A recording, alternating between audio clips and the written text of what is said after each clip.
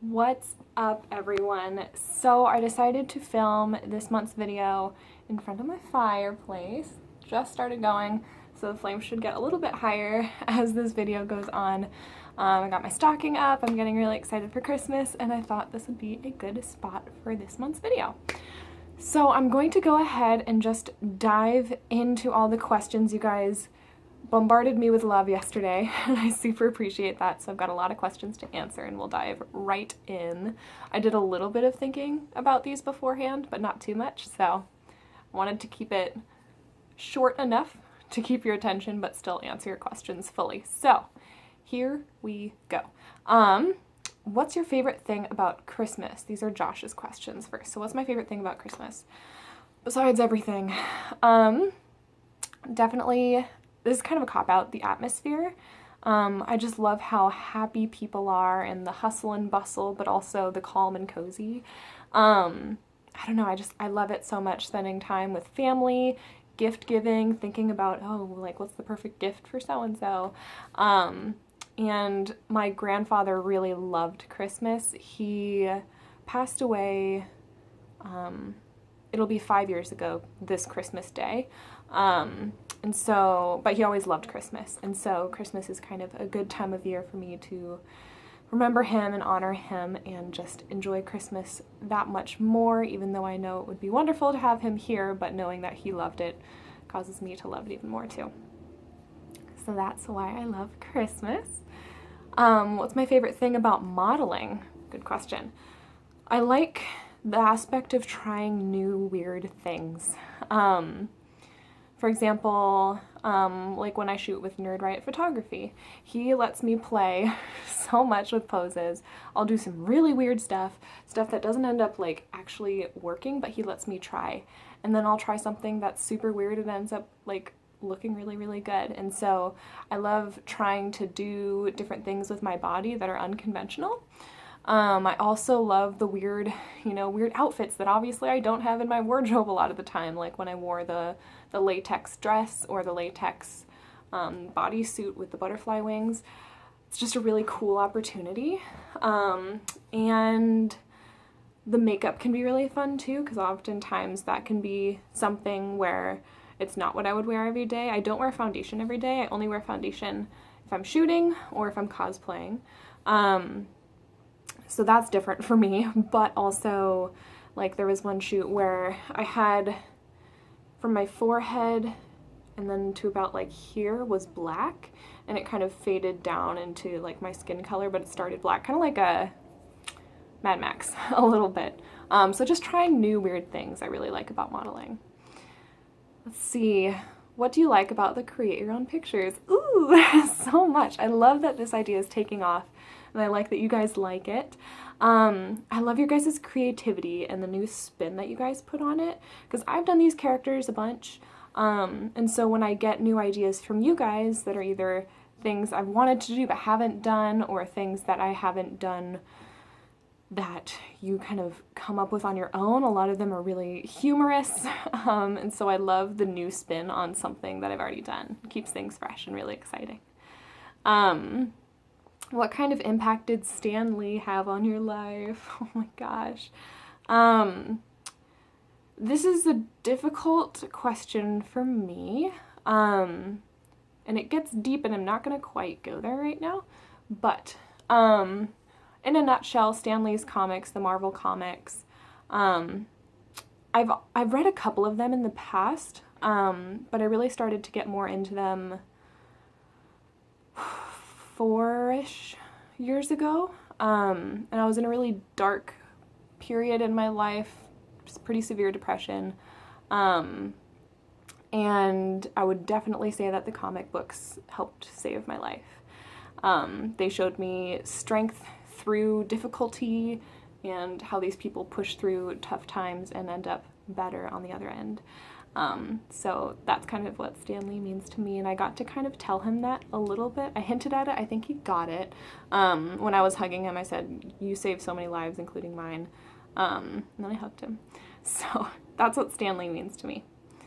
And that he made geekdom okay. Like, it was less of oh, there's the nerds and the geeks and everything. He made it something like really easy to, oh, sorry, I kicked you guys. He made it something easy to embrace and to love, and so I love that. And last question from Josh. How was your Thanksgiving? It was wonderful. Thank you, Josh. I hope yours was good too. I spent a lot of time with family, a lot of time eating food and drinking drinks, and it was absolutely wonderful. Had plenty of leftovers, and lots of funny family stories, so it was good.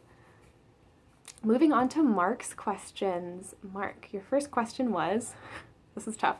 You're in a compound with only a few survivors after the apocalypse. Everyone needs a talent to help the group survive. What is mine? And I thought about this for a little bit, and I kind of am settling on one of two. Either cooking or healing. I'm an okay cook. I definitely wish I could cook more than I do right now currently. I'm just very busy. So cooking could probably be okay for me. Or when it comes to the healing aspect, I did learn a bit of first aid when I was a security guard, and I've definitely dealt with a lot of blood before and things like that. Blood doesn't really freak me out. I can handle that. Vomit, not so much, but I could do blood, so I feel like that might come in handy too. And I'm not squeamish when it comes to like creating a compress and holding it on someone's extremely bloody head or anything like that. I've done that, so that would probably be it. Number 2, what are my must-haves for my first home that I buy, which God knows when that's gonna be, you guys.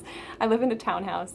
I am very lucky that I do have a lovely fireplace, but it's definitely not a home. I can't really create holes in the walls. This is what my mom likes to say, you know you're in a home when you can create holes in the walls.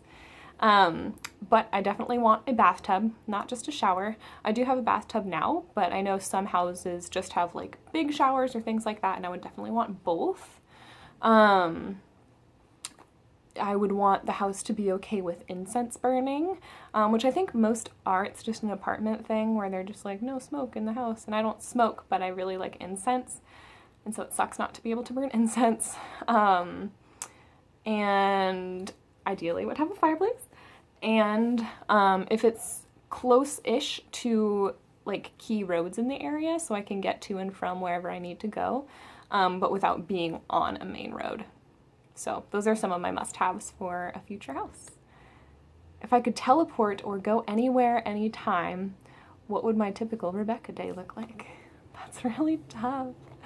I wouldn't want to, I think I've talked about this a little bit before. So if it meant that I wouldn't mess up timelines currently, so that means like I'm invisible or whatever, or I can exist but not mess up any sort of timeline or history.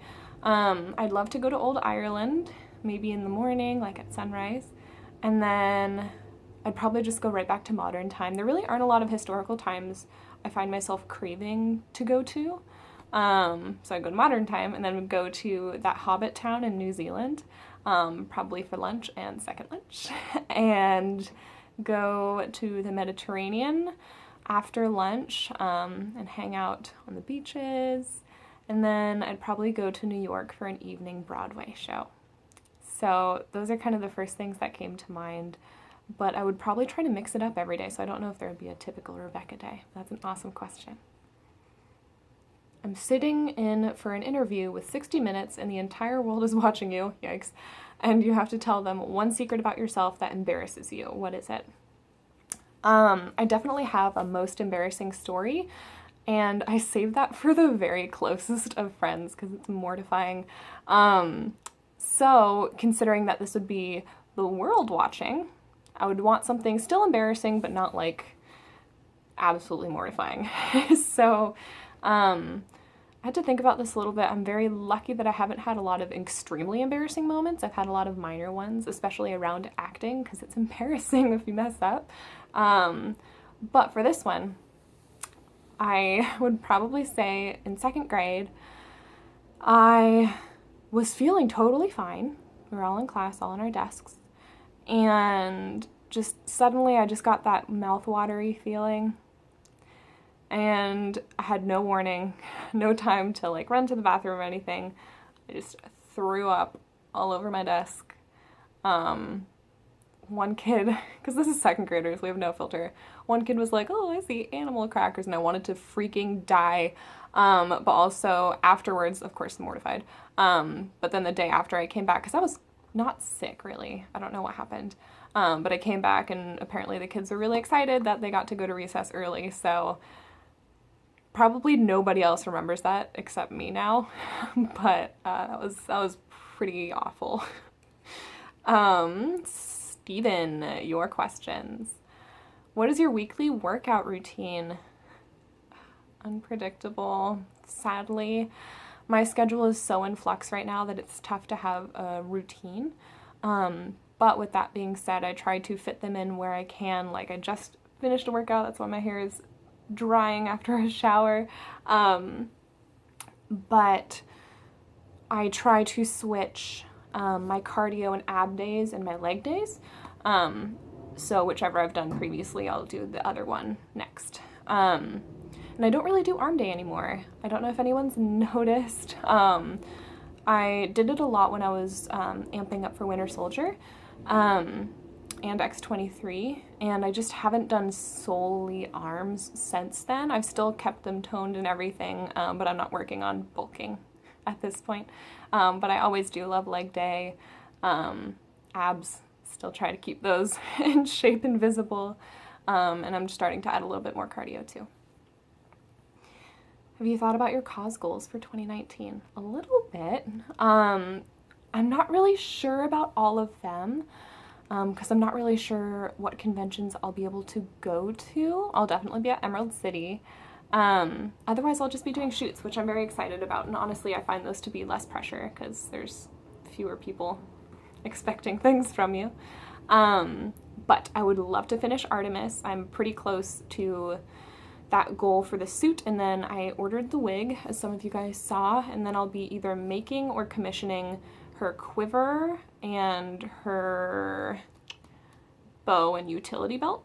But I'd love to finish Artemis. Considering Pyrrha from Ruby. Google her, she's amazing.